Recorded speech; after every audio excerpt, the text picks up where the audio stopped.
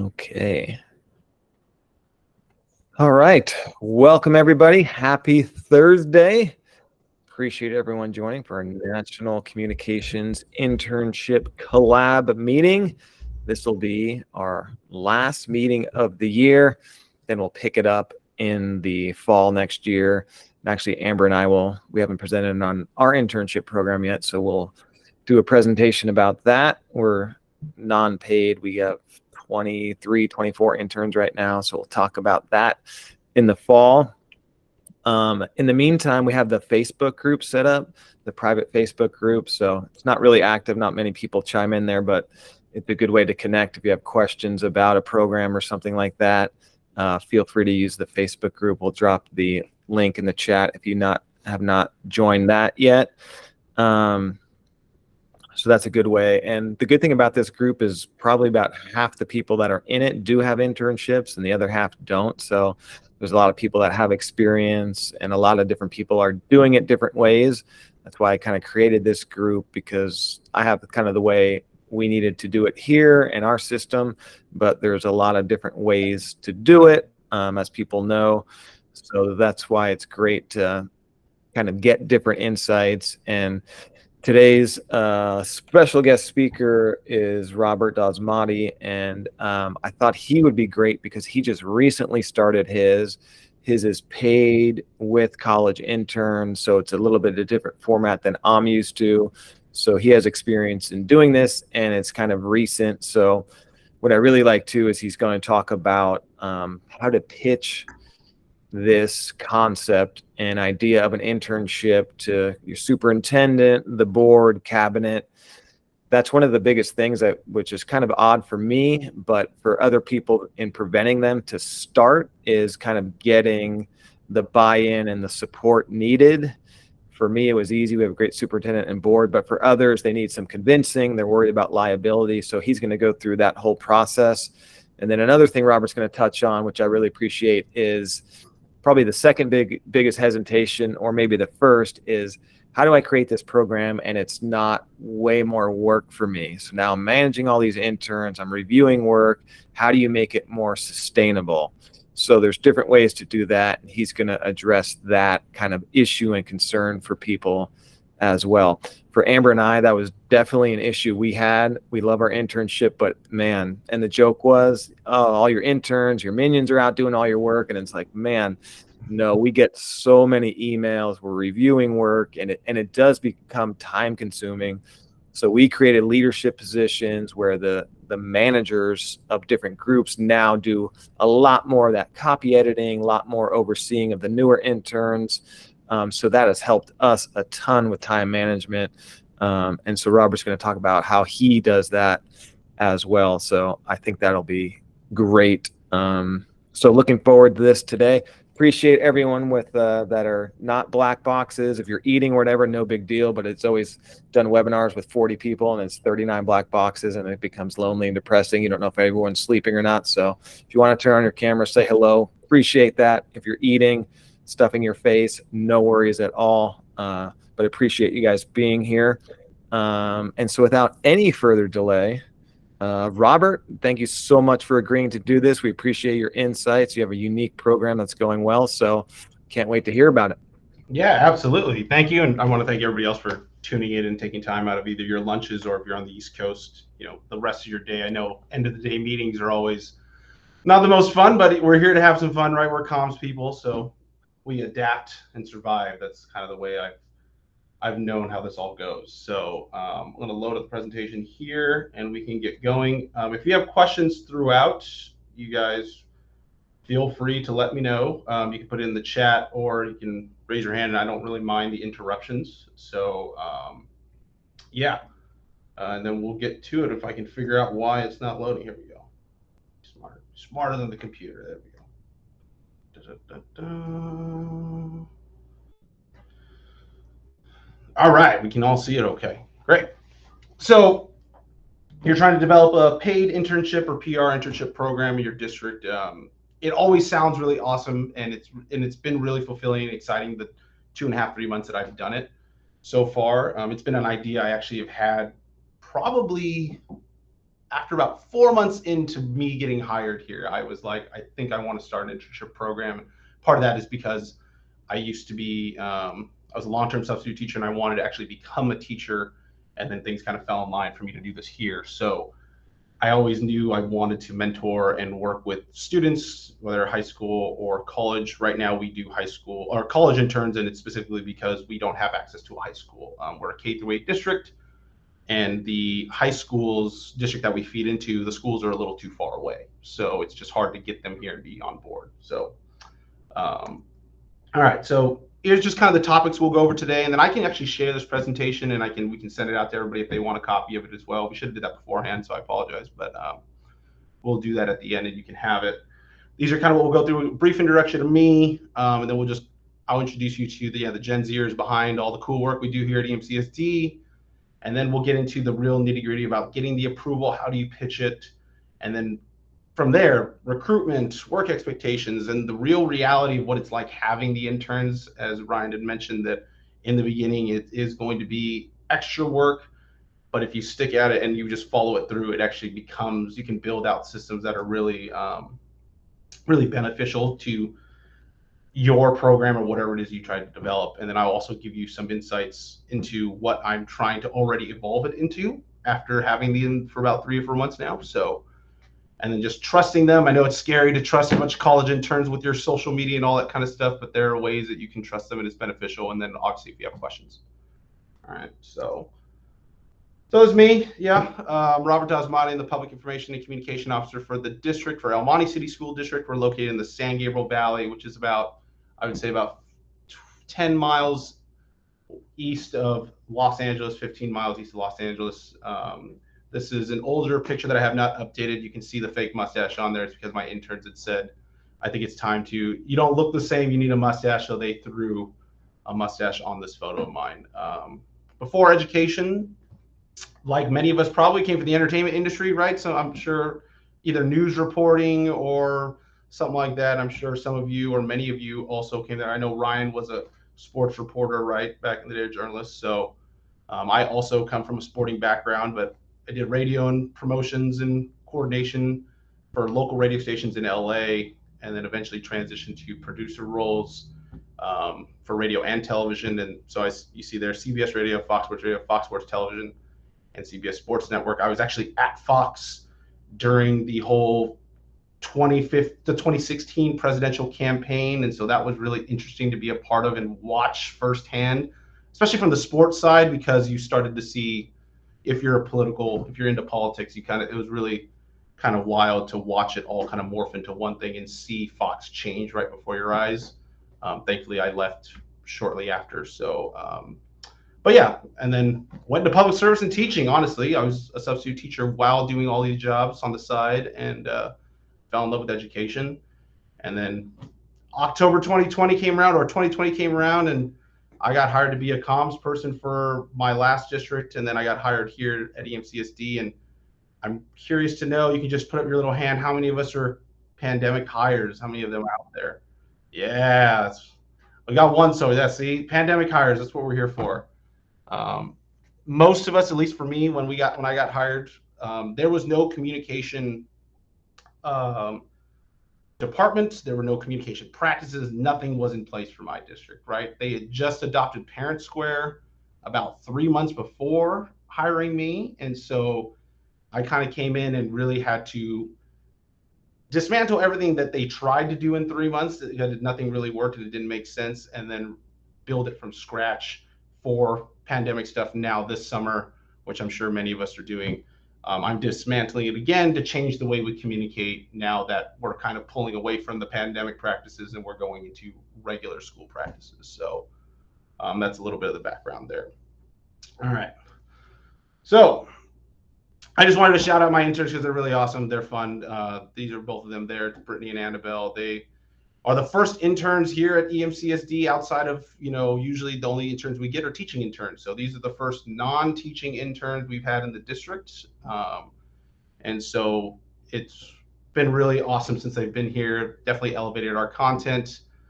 The pulse on the younger generations is like my biggest pitch, especially for those of you who have high school students and stuff to worry about and think about, because they're really good at really explaining and showing me, anyways, what kids are interested in. What's their algorithms look completely different than my algorithm, right? So what's trending for them, what is eye catching for them, is completely different than what's for me. So they really bring in a lot of value in just understanding the social part of being a student and being younger in general. And they're also just really great at incorporating them into the school content and social media and our newsletters and everything we do. So there we go.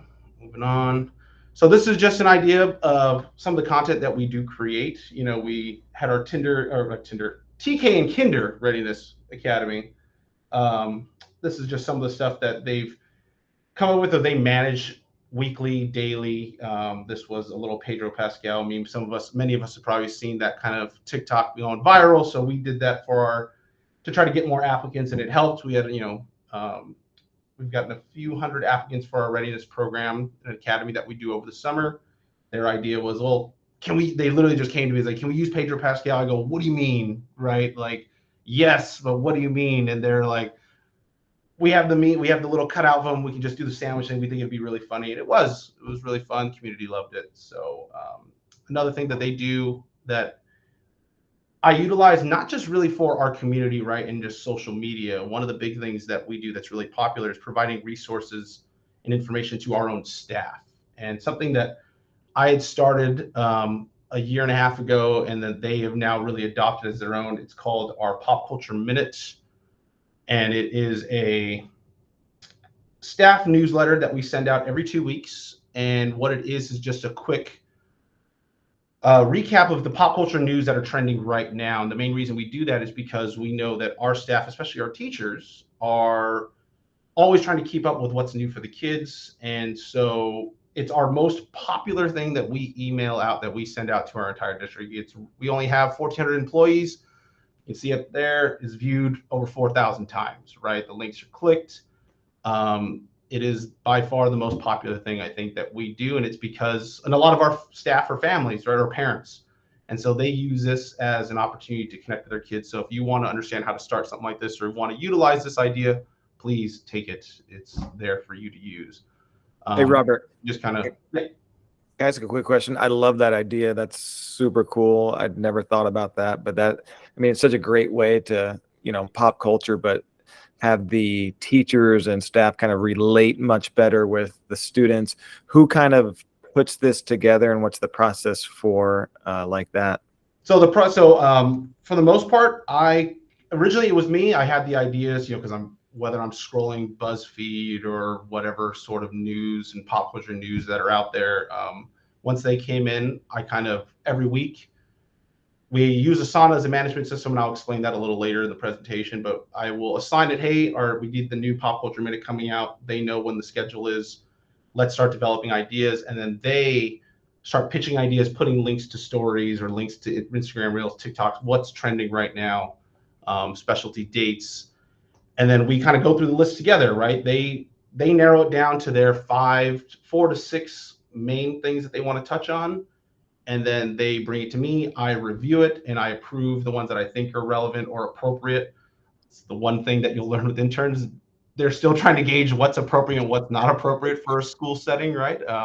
We're a little loose, a little more loose here at El Monte City, because so many of us a lot of the people here are former students that have just been part of this district their whole lives. So it's a little easier. And then they start building it. Once I give the approval on the content, they start building it, and they write everything out, right? Explaining what these things are. We try to throw in our little resolutions and months when we can into this. But a lot of it's the news cycle. And what we've learned and what the feedback we've gotten from teachers is that they'll take some of these news cycles and use them in the classroom, right? So the opportunity with talking about the writer's strike going on right now, that has been used already in by some of our teachers to discuss with students, explaining to them what unions are, what the argument is in regards to social and history. They tie it in whenever they can. So, and Met Gala stuff, right? Because it's trending. And the most popular part of this is usually at the end. It's the slang. It's today's terms and slang that students are using. My interns, we have a growing Excel sheet of terms with definitions in there, and we'll put the slang term in there and explain to them what it means, so that way teachers know what in the world their students are saying in their classroom. So that's the resource, and that's one of the biggest pitches I think I can give you for why you might want intern. Melissa, I see your hand raised. Yeah. Thanks. That's really cool. I was wondering, do you ever use it as like a way to communicate any like safety concerns, like viral TikTok things that are going on? We tend to get a lot of that, but sometimes it's not always easy to communicate it out to principals if they're not aware or they're like, what is that? What's TikTok? What? Yeah, So I don't know if you exactly. use it as a tool. We do. Yeah, it's not always fun all the time. Most of the content is fun, but I know last year when we had those viral, that list that came out about what you should do to your education or your staff members, or what you should be doing at school, we did absolutely incorporate in here. That's something that we did, and we continue to do that. I also have a separate newsletter, because this one we do try to keep lighthearted. We do have a staff resources newsletter as well that we develop and create specifically for staff, that has more of that kind of content, right? Like, hey, these are the issues that kids might be facing, or this is what issues they might be facing at home, or what they're dealing with online. And it's just really a quick glimpse into whatever it is that we're using. And we use S'more for this, so I don't know who uses S'more here. We actually pay for the team version of S'more, and the main reason for that is because it gives me all the analytics. I don't know if I can view it from this section, but typically I can click on it and it will show me who's clicking on what, how long they're staying on the content, breaking it all down for you. We've actually transitioned all our communication, even when it comes to Parent Square, because there's an ability to send this content and embed it into Parent Square, and you'll still get all your data. Because Parent Square is great if you use Parent Square. I'm not sure what everybody uses, but it's just a communication tool.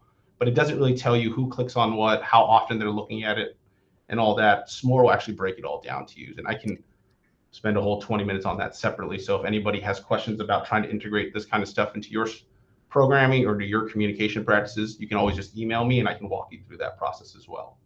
I think the Pop Culture Minute is genius too. If you know it's your most read publication, like the AAPI month, like that's probably not too pop culture, but if you have an important hard news story that would probably go in your other newsletter, but you want it read, like slide one of those in these because you know it's going to be read. I think that would be a good technique to kind of ensure that some of those important stories are read too. Yeah, so I just want to give you, since we're here, I can share what it looks like real quick. So this is our staff resource, which is similar, right?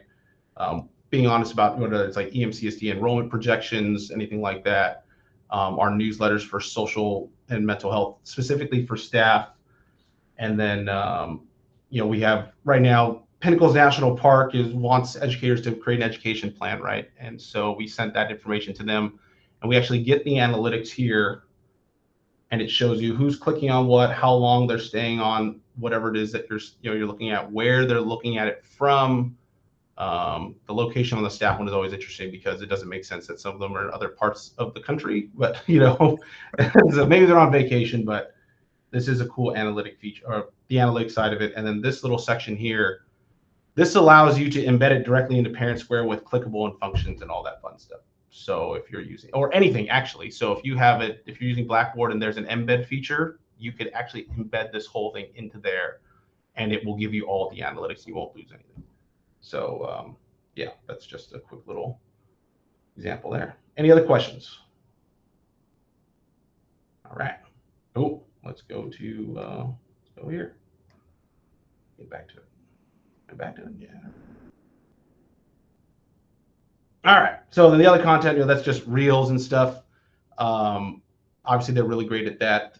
I'm really lucky to have, both of them are social media savvy. One of my interns, actually, she helps manage her mom's TikTok account that has like over 100-something thousand followers. So it really, yeah. So the younger generation is really good at social media. So if any of you are trying to look for a boost in how can I boost our social media content, interns, in my opinion, are a really fun, easy way, because they're just learning of all the new techniques. And then Also the writing aspect, right? This is an example of a local news story that they write. They write stories once a week.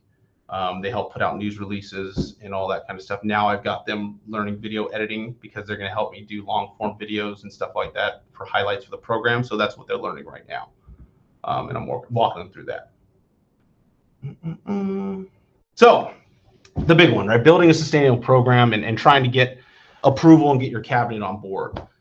I will admit I was nervous, right? When I was asking, it's like, well, how do I do this, right? I feel like I want to get us from here to here, but how do I do that? And how do I get help to do that? We're all overworked. We're all really busy. The funniest thing is I went into that super nervous, and this is personally to me, I know everyone's situation is different, but I went in with my superintendent and had a meeting with her, and I just asked like, hey, what are the chances that I could possibly bring in some interns to be able to help boost our content? And she was fully on board right away. She looked at me and she goes, I think that's a great idea. Let's actually bring everybody in and let's figure out how we can do this. And she was super supportive right from the jump. But I do understand that that's not always going to be the case, right? And she was very upfront with me about, and when I met with all of cabinet, right, our deputy superintendent personnel, business services, our ed services person, we all had a meeting together, and she had told me, hey, bring your pitch, your ideas, and why you think it's possible, because they're just going to ask you questions, and it's the why questions, right? Why is this needed? Why is this beneficial?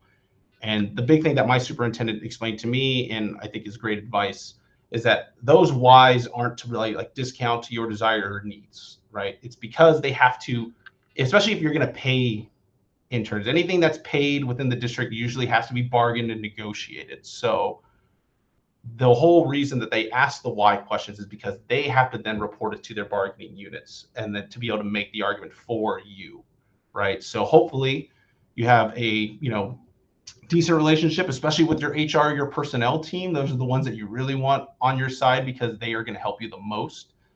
We're lucky to have a wonderful HR and personnel team who they as well, the moment I brought this to them, they were like, these are the things you need to get done for us and we'll make sure it happens, right?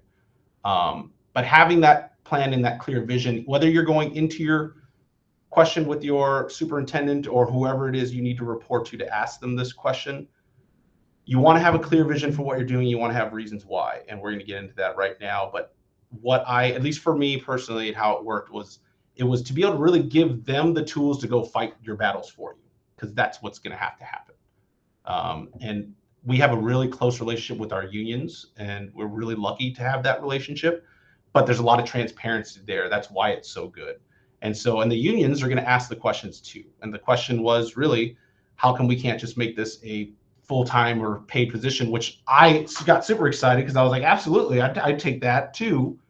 But when talking to our business services guy, that's not in the budget right now, right? So that's the reality. And so this was the I don't want to say, consolation prize, because this was what I went in for originally. This is just the compromise, I guess, at the end of the day.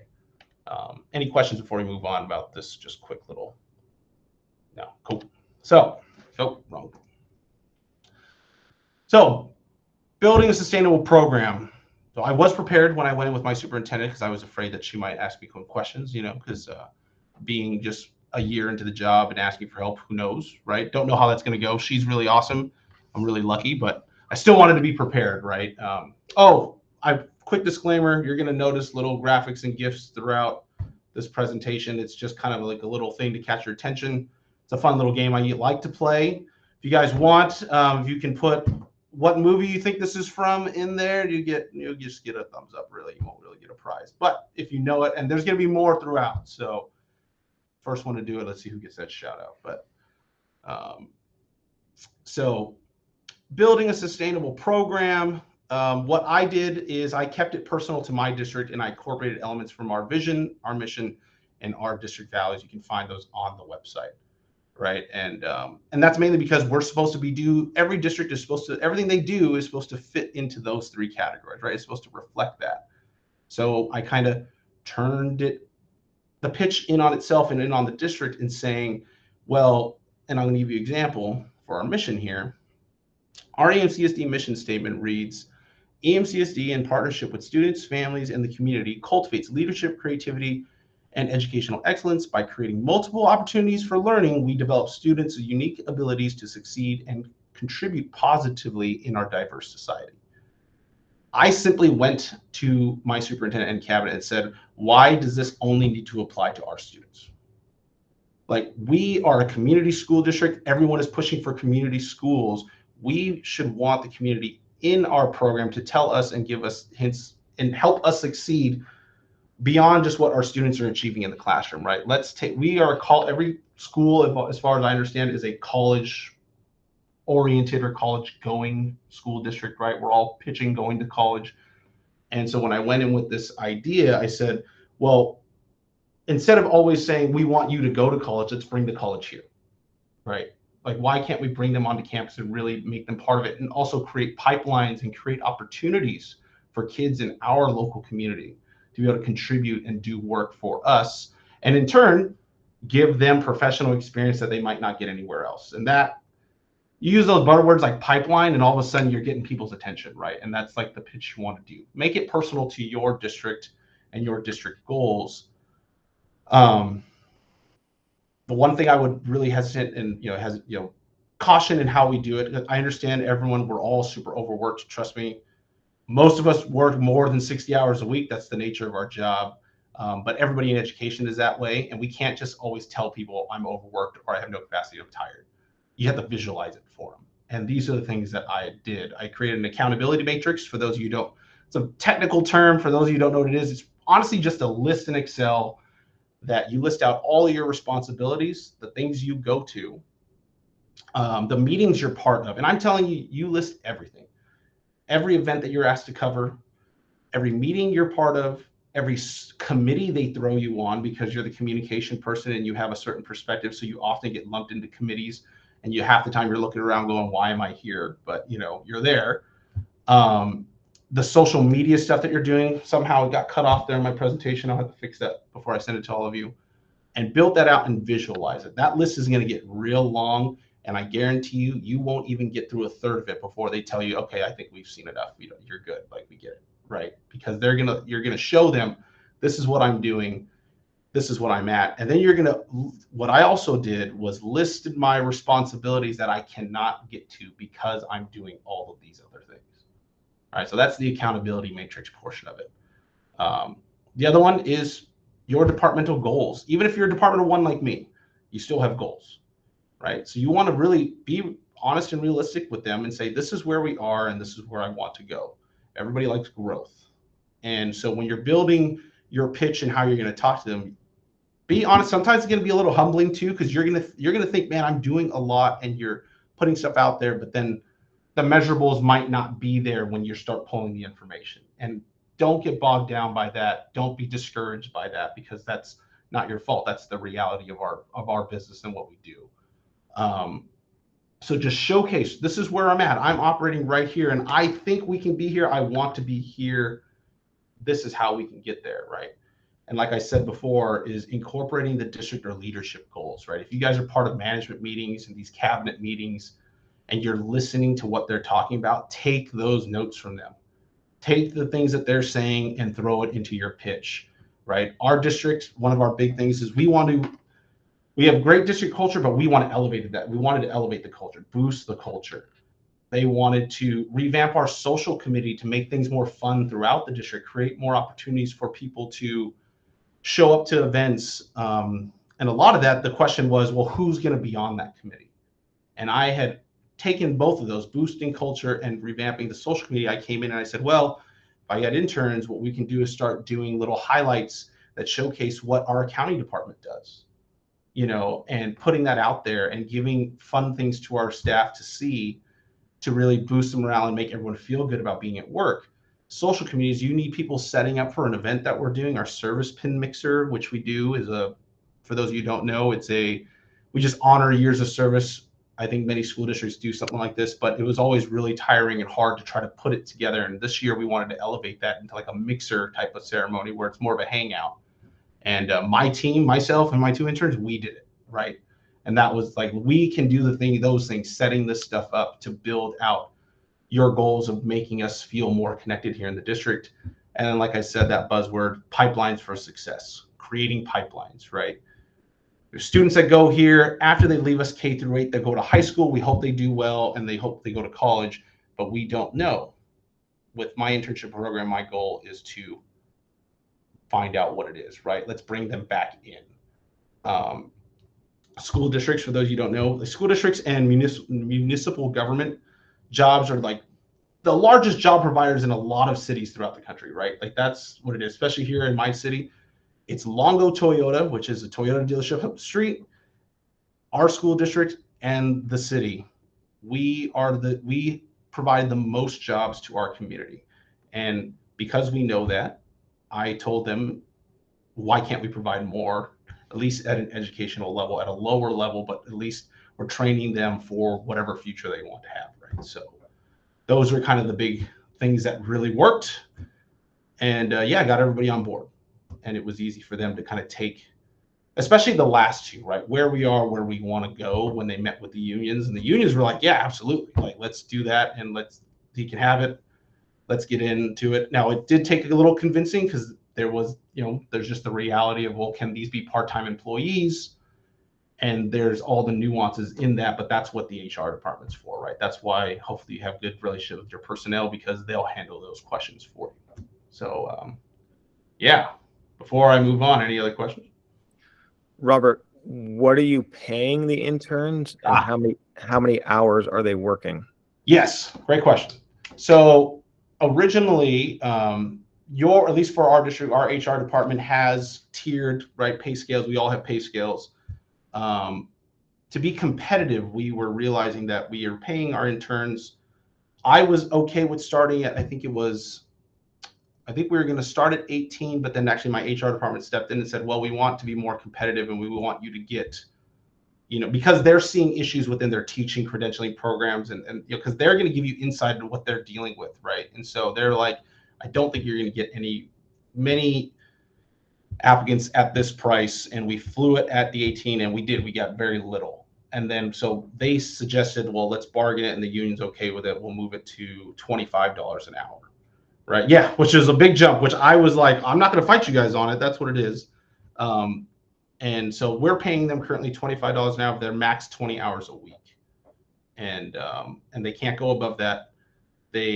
I also have a hybrid work style for them because they're both in school and they go to class. One of my interns, actually, funny enough, she's not local. She goes to Santa Monica Community College. She had heard about the program, and I'll show you about this is part of the recruitment process. And so it kind of works out in that facet, right? But their hours, they can fill those 20 hours however they see fit, however I need them to. Most of the time, they'll be in my office 4 hours or at a school site for a few hours. They'll go to class, and then through my work management software that we use together, we work on things together. That's how I document and log their hours. So everything they do is logged, and that's what we're paying, and that's a great question. I forgot to allude to that. Yeah. Any other questions? I'm glad your interns are making more now than I did in my first Yeah, exactly. I never got paid for all my internships. Yeah. Merry Christmas. But I mean, that's essentially a part-time job though. I don't know how that's not a part-time job. I mean, it's pretty good pay. Yeah, it's mainly because they're in school, so that's the yeah, gotcha. So yeah. Cool. Mm-hmm. So yeah, so you get approved, right? You get to cabinet, you got approved. Now what? Now what do we do? Because this is the bigger portion. Because once I got approved, then it was kind of deer in headlights moment. What are we doing next, right? So it's a little Finding Nemo reference there. We need applicants. That's the biggest part, and so it's utilizing the resources accessible to you in trying to get those applicants. If you're in school districts, and especially if you're K through 12. Some of you might have dual enrollment partnerships with your local community college where high school students can get college credit, right? If you have those partnerships, those are people I would reach out to because they will get you in contact with the people you need to know and to help you push out your job applications to. I actually called all the local comm department heads at Rio Hondo College, ELAC, Citrus, PCC. These are all local community colleges around my district. And I called all of them and explained to them what we were doing. Most of them said, that sounds great. Half of them said, contact our job, our career center. The other half says, just give me the flyer and I'll pass it out to my students, right? And so most of the time they'll get a roadblock and you have to go to the career center, and that's fine because it's really easy process. If you don't have relationships or aren't already set up with college career centers, your HR department will also help you with that. That's what mine does, right? So staff and community newsletters too, right? Oftentimes your stakeholders are your best messengers. So when we flew the job, I incorporated into our staff resources newsletter, hey, this is available if you know anybody. You know, we have 10,000 we have 7,000 students, 10,000 families or parents get our messages. That's 10,000 people that can help you advertise for free your job flyer. Okay, so utilize that to your advantage. And then social media, obviously, tagging the local colleges in their career center Instagram handles. That's what I did.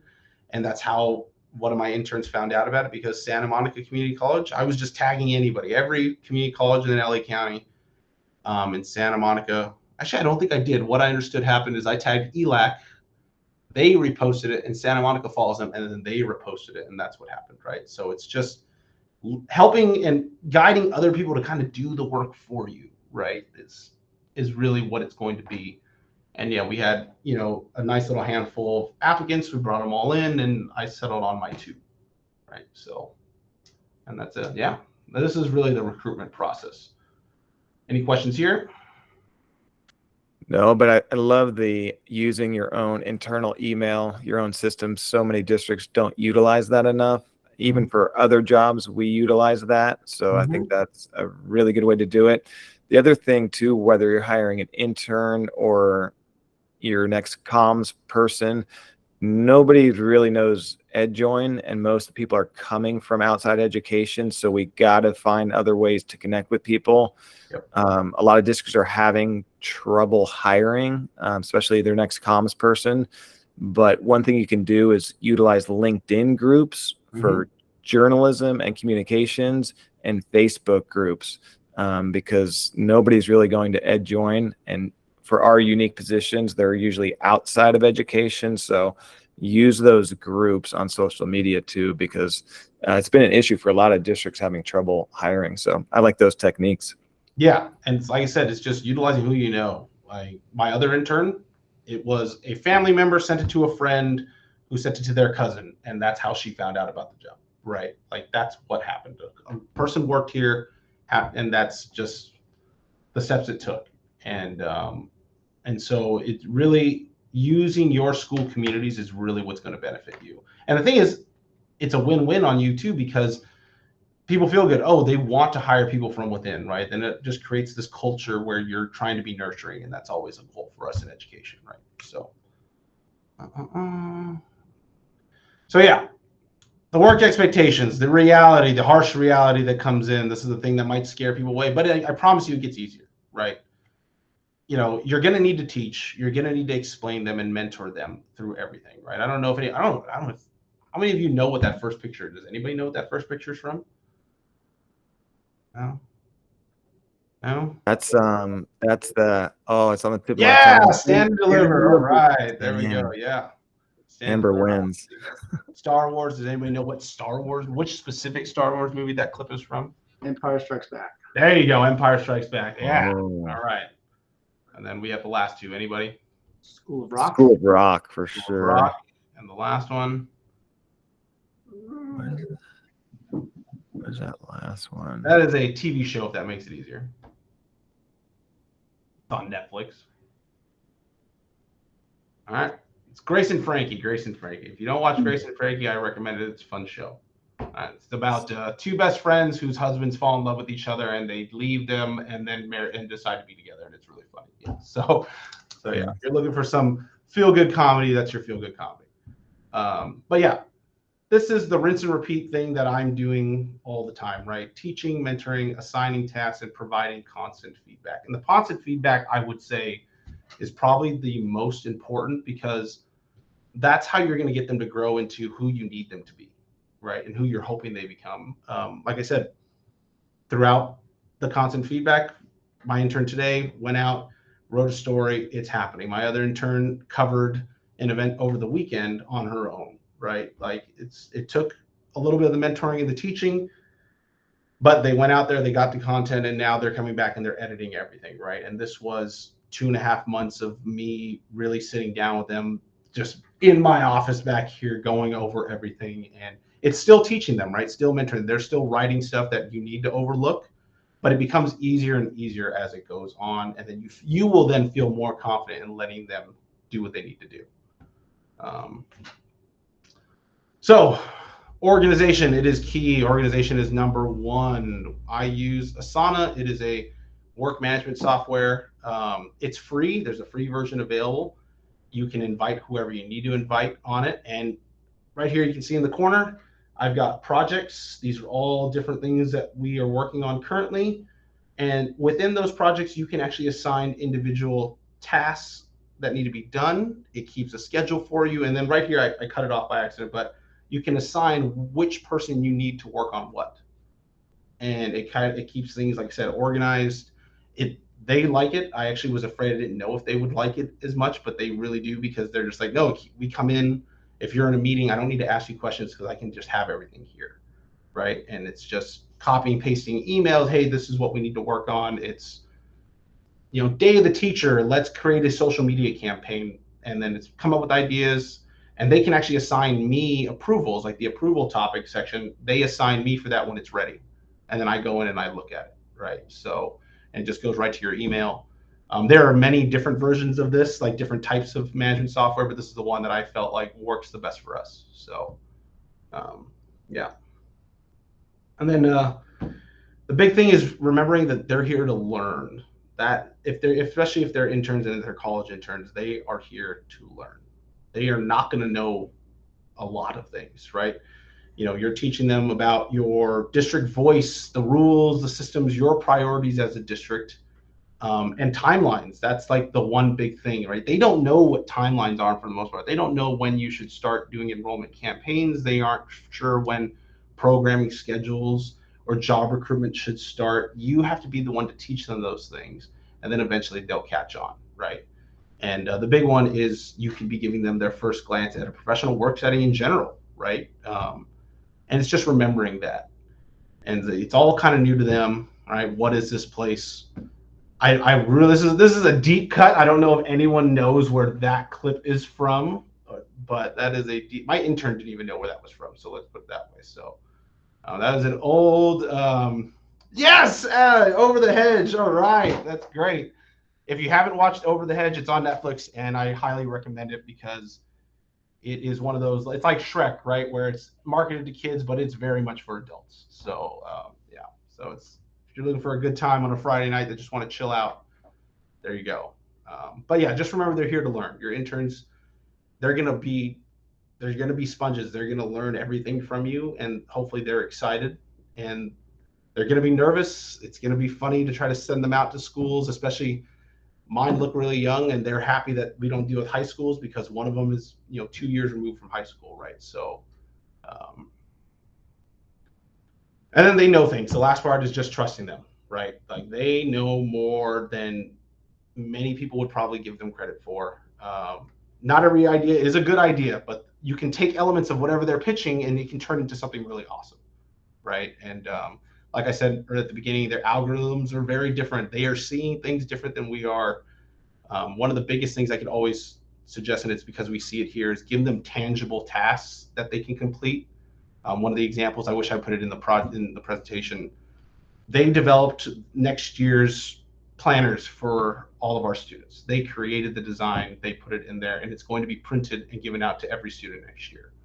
Like that, telling them that's going to be something that they can actually hold on to and have, that was really exciting, right? And they like to see that. And then just really make them a part of your culture. Don't just have them come in and being like, oh yeah, fill out some paperwork, upload this stuff, get some coffee. That's not what they're here for. Make them feel part of the team because it makes their work a lot better. I showed them around to schools. I introduced them to our principals at management meetings, all of our directors. I sent them to community meetings. I had them meet our parents, whether it's our DLAC parents or our key communicators. I had them meet them. We have a student council that meets with our superintendent. I had them meet them as well, because they just get an idea of who they're serving every day, and it makes everything a lot better. Yeah, so if they're part of it, they feel like their work is elevated, right? So So yeah, I know I talked a long time, so I apologize. But yeah, questions. Anybody know what this movie clip is from? Jurassic Park? Oh, that's no, but it's in that no, wheelhouse. it's ID4, Independence Day. Yeah, Independence Day. There we yeah. go. Yes, yes. He is in Jurassic Park, isn't he? Or am I Yes, he is confusing? playing Okay. a very similar role, might I add. So there you go. Yeah. I Oh, yeah. didn't look at the background, but yeah, the background, Independence, that's a great movie. Yes, yes. Best presidential speech in movie history. There you go. Yes. That was awesome, Robert. Love it. Love what you're doing. Yeah, I think the accountability matrix and the goals when you're kind of pitching this really helps, and laying out, here's the things that we can accomplish with interns. And I love your mixer and your staff appreciation event. Amber and we hold a big staff appreciation night district wide, and our interns are a big part of that, helping with, taking in tickets, raffles, creating signs and banners and doing all that. And that's something we probably still do without them, but it's one of the things that with them, it makes it a lot easier and a lot more doable. We created a magazine last semester with our interns, something we were just not going to take on without them. And that was a total first time project that if we didn't have interns, that is not getting done. So letting your district know and your superintendent, your board, like, here are the things we can create with an internship program. These are the projects they're working on, and having a clear vision before you go forward, instead of, hey, I want some interns to do my work for me. Like, here's the things, I have a vision. They can allow us to accomplish these goals, and this is what they are. Really helps with that buy-in process. Melissa. Thank you, Robert, for sharing that. This is for Robert and for you, Ryan, and anyone else who has an internship program. Do you guys provide them the equipment to use, like cameras or phones, or do they do that on their own? So I guess I can take the first part. We provide them with everything, right? I don't want them using their personal devices if possible. That's more just a safety thing that I try to encourage for like all our employees in the district in general. Like, hey, any communication you're doing with parents, really try to avoid using like your personal devices. But for them, I already, when I first got hired in the district, I got really lucky, and my IT department came to me and they were like, hey, what do you need? Right? I go, well, I need a computer that's going to need to be able to run editing software. And then I'm going to need a camera that I can just take around and utilize. And they already had a lot of this stuff anyways. So they're like, well, here you go. This is the stuff we can give you. But we have a checkout system.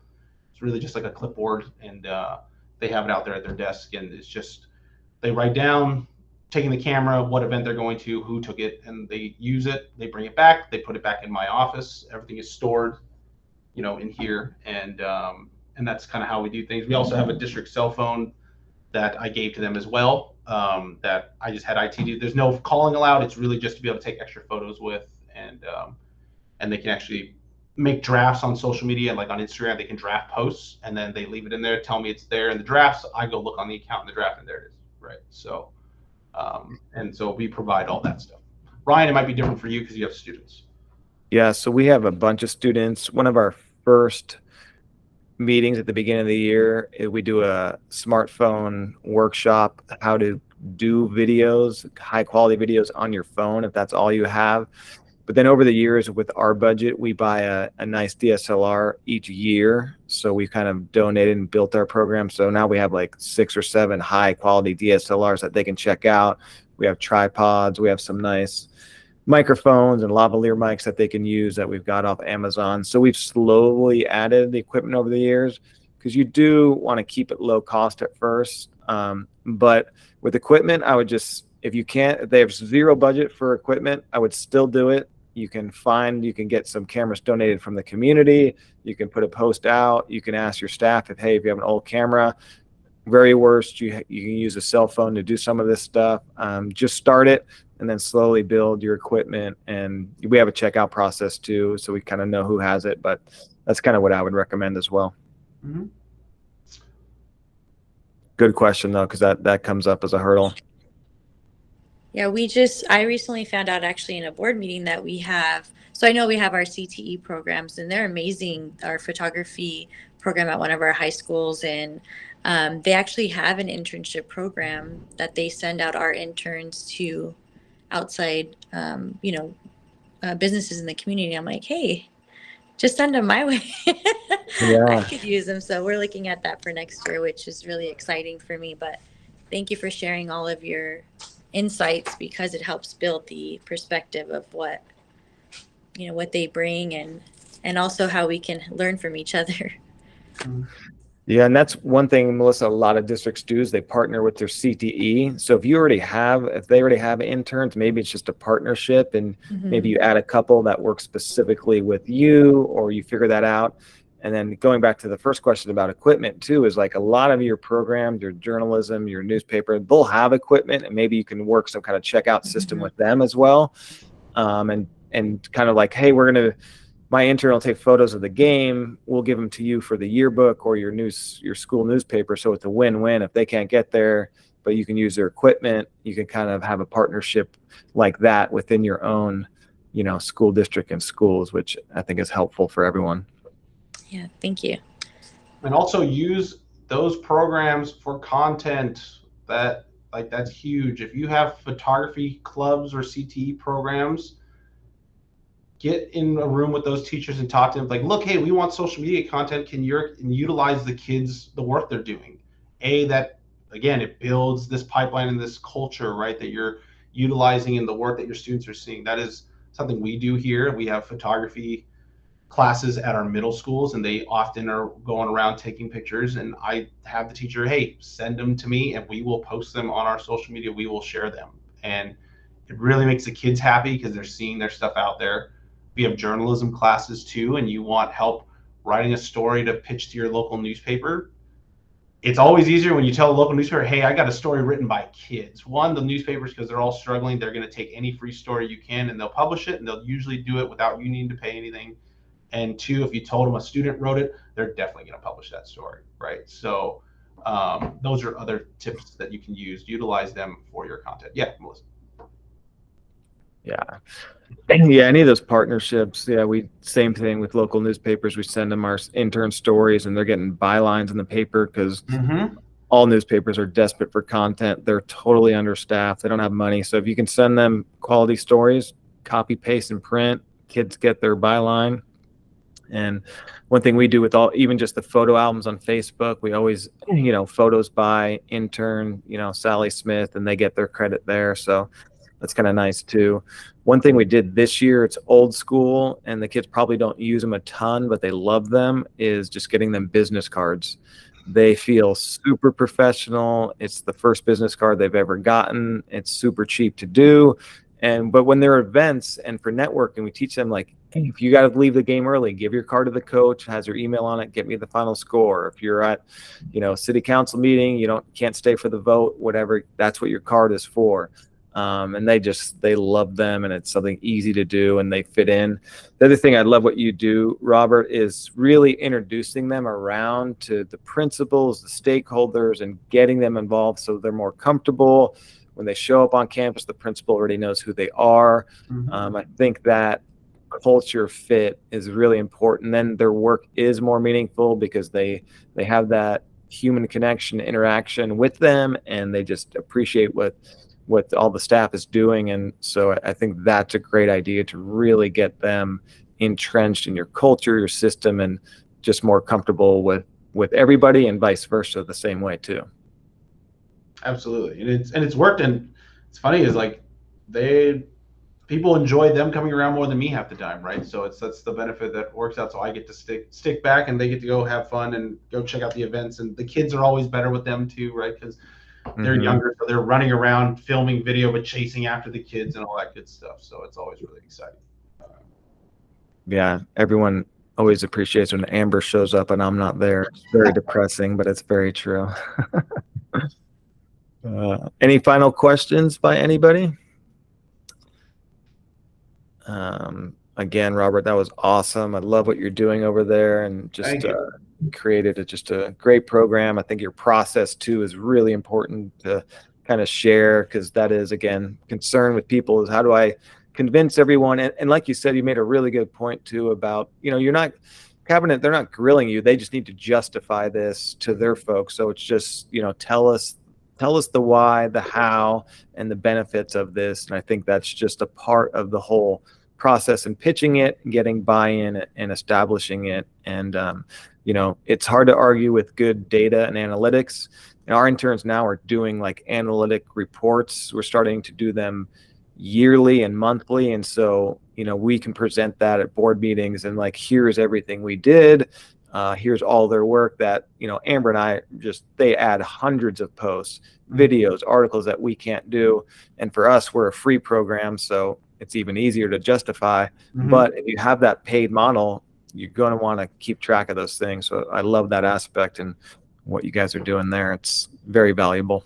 Awesome. Thank you. Yeah, it's been a lot of fun. And I think I mentioned earlier, it's evolving.